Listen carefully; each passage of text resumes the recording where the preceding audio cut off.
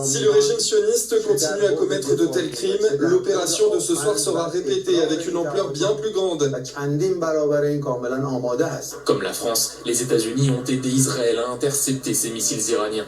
Washington et Tel Aviv se disent prêts à se coordonner pour répondre à cette attaque.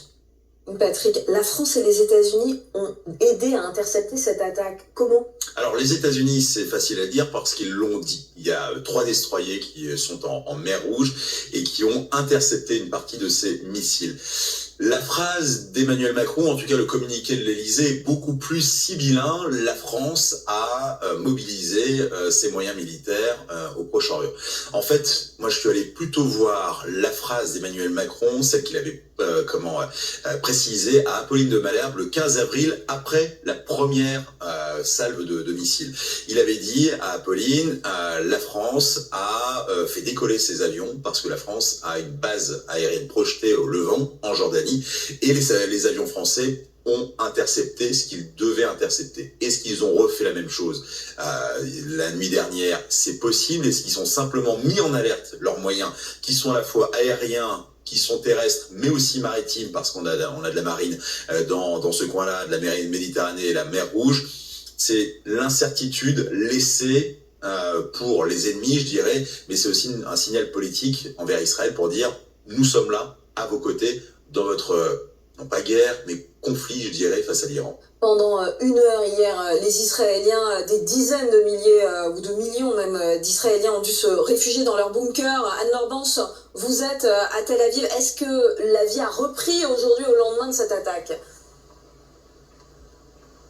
Alors elle reprend très doucement parce que les Israéliens sont légèrement sonnés par cette attaque aérienne lancée par l'Iran hier soir, non pas parce qu'ils n'ont pas l'habitude de ces alertes qui sont régulières ici en Israël, mais surtout parce que cette attaque était de très haute intensité pendant les 45 minutes. Alors le dôme de fer a bien fonctionné, la majorité des missiles balistiques a été interceptés, mais les Israéliens sont touchés par cette attaque. Regardez ici à Tel Aviv en temps normal cette promenade du front de mer et la plage que vous voyez en direct sur les images de Tom Beck sont noires de monde. Aujourd'hui il y a très peu de gens, c'est clairsemé. Nous avons croisé Idan sur sa trottinette. Dans son dos il avait son arme.